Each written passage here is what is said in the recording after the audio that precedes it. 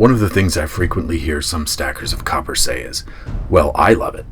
It's almost like an apology or a guilty little secret they admit to. While historically copper has indeed been at the bottom of the totem pole when compared to silver and gold for trade, this got me to thinking.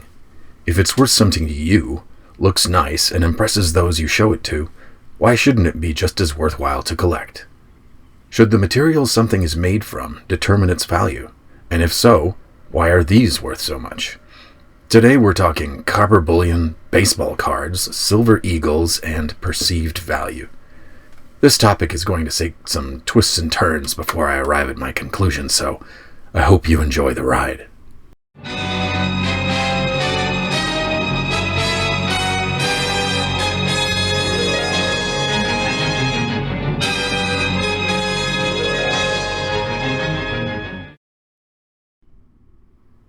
Hello, fellow mutants. It seems that copper takes a particular beating in the precious metals stacking community as something not worth collecting as more than maybe a novelty. Maybe not here on this channel with people who have post-apocalyptic barter in mind, but you don't have to go far to different channels to hear the negativity. Many stackers will say they used to stack copper, almost like I used to love my 1995 Chevy Camaro, but then I got into BMWs, or I used to drink community coffee, but now I only drink fair trade, shade-grown organic coffee. While for some, they may have just changed their purchasing habits, for others it seems like more of a signal to other stackers that one has moved up the societal precious metals ladder to better and more profitable things. There are a few elements I think that feed into this image of copper as the poor man's choice, or worse yet, a stacker's folly. Among these are a stacking community that obsessively watches the spot price of silver, gold, tribalism between stacking communities, and perhaps, more practically and reasonably, those who stack purely to turn a profit and just don't have the space for a large and diverse collection of metals. Normally in my videos you'd expect me at this point to veer off into my own reasons to stack copper for utility and post-apocalyptic barter, but today I'm going to stick with the angle of perceived value of copper in our world today. Copper bullion as it is right now, not heated, annealed, and formed into an axe head or traded on the roadside of West Texas after societal collapse, but today, nice and shiny, sitting in your collection.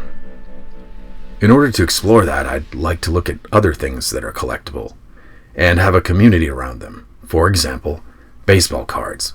While I don't know much about the world of trading cards, I remember enough from my exposure as a boy to a friend who traded them that in the baseball card community there are collectors who get into certain decades, old classics, or the latest released cards.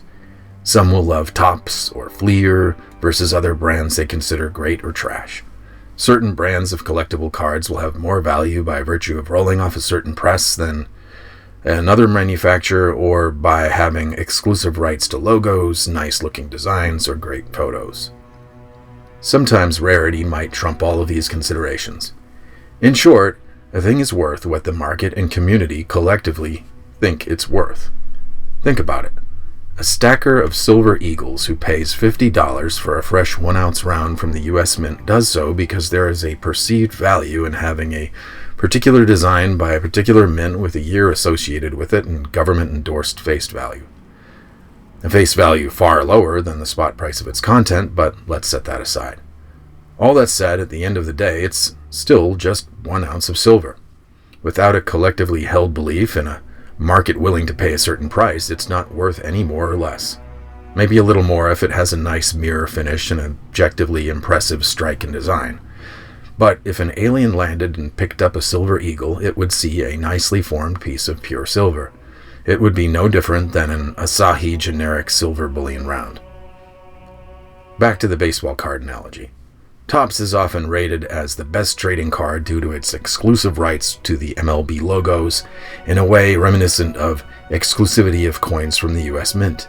But, to the alien example again, most are just made of cardstock or paperboard. The lowest rated baseball card brands might be made of the same composition of materials and have the same gloss. But some will clearly hold a higher value, at least in the community circles or countries where they originate. Speaking of Asahi, that reminds me, I have several Japanese coins. just plain cupronickel, but nicely proof-polished special commemorative coins of places that mean something to a Japanese person. In Japan, they'd be worth more than their face value because of a community of coin collectors in Japan who see them as being worth collecting, maybe even investing into. I know it took me a long time to get back around to it, but what does all this talk of baseball cards and silver eagles and Japanese coins have to do with copper? Well, in a nutshell, I see the value of pure bullion rounds and bars as being very subjective, as in worth what the community, starting with this community right here in this channel, thinks it's worth. You can't lay the image of what a fair price is for copper rounds at the feet of the spot price of copper either, which of course is much lower than silver and gold. Because if paper baseball cards can have great value, or silver eagles can be worth double the price of the metal they're made from and still have collectors eager, to get their hands on them, then an attractive copper bullion round or bar can have and hold value too, well beyond the market price of the metal. Of course, one thing gold has over silver and silver has over copper is rarity. Rarity is indeed a factor in value. The totem pole of value exists for a reason. At least for now, it's easier to obtain and form copper into bullion than it is to do for silver and gold respectively. Titanium, as a side note, sits there in between copper and silver in rarity, though it is harder to extract and form into a nice coin or bar, a cost that many overlook. And there's a chance a metal could become rarer than another. Sure, I've read some stories that claim that one metal could get consumed by the electric car trend and that there aren't enough mines currently to replace that metal, potentially throwing the historical rarity ranking out of balance. But I think the market would have a way of correcting that rather quickly, if, for example, silver began to be used in solar panels to the point where it became scarce. Ultimately, the rarity in the composition of the Earth's crust and the cost to extract it will be the true bottleneck for rarity, and should maintain the historical balance more or less with innovations in mining. But the value of the base material a coin or round or bar has isn't everything. A stacker who gave up pure copper and turned to numismatics is not necessarily taking core metal value into account if he's now stacking rare cupronickel and brass, now is he? Another thing that can be paired with rarity is age. Morgan silver dollars in a certain condition can command high values. But again, these are silver to the alien. The numismatics community has determined and agreed upon ways in which some Morgan silver dollars are more valuable than others. But again, rarity and age aren't everything. I own some of the only remaining copies of old Commodore 64 software programs. But they are so rare that few people, even those in the retro computing collecting community, would even know or appreciate what they are. They are rare, sure, but they have no community that collectively agrees upon and appreciates their value. There is also not the same sense of nostalgia around them as, say, pristine box set of The Last Ninja, because they were too rare for enough teenage kids of the 80s to want to own a copy again today. So rarity is not the end-all be-all either, nor a true measure of value. I could pour my own copper bar in my backyard, stamp an X into it, and it would be super rare. It would in fact be the only one. But it would lack desirability formed and agreed upon by a collecting community. That is something that needs to evolve. There is also the consideration of what a compact store of value is. The spot price I mentioned earlier, and those who obsessively follow the spot price of silver or gold wait for it to go to the moon. Copper is not in that category of being watched in the same way, because even though it has times when it dramatically shoots up in price, the cost to form a quality bullion round or bar outstrips the market value of the metal more than silver and gold respectively. And if you live out of a truck camper and you have $2,000 to spend on a precious metal to stack, a single gold coin can't be beat for portability. But look at this guy. Clearly, space is not a consideration for all of us. And perhaps you like the idea of a glittering orange hoard in a chest over a single gold coin you have to secret away in a chest. At least when the apocalypse comes, you'll have more to barter with, right? But back to our topic at hand today. Lastly, I think you could point to workmanship and presentation as holding objective value. A silver-proof coin packaged in a velvet clamshell box has an objectively more appealing look than a scratched-up common silver bullion round with milk spots. On this quality, I wanted to get a chance to introduce this coin I found while searching for Titanic memorabilia for my son. That's right, I said coin. It's a Titanic 2022 Cook Islands 50-gram copper coin with a coveted face value, just like those silver eagles. A 1.7-ounce pure copper coin selling for more than most silver coins? Clearly, this is a case of an example of workmanship and presentation adding to perceived value.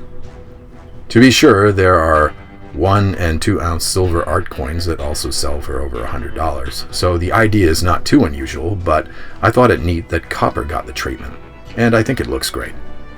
Like some collectible bronze medals you find at the US Mint, which, by the way, are roughly 88 to 95% copper with tin composing the rest. So in conclusion, I'd like to make an observation. If you see value in a copper round, and if others in the community also see the same value as you, why shouldn't a copper bullion round like this one be worth holding and collecting? Why shouldn't you proudly display it and proclaim it as a valuable part of your collection? Why might it not be worth more someday?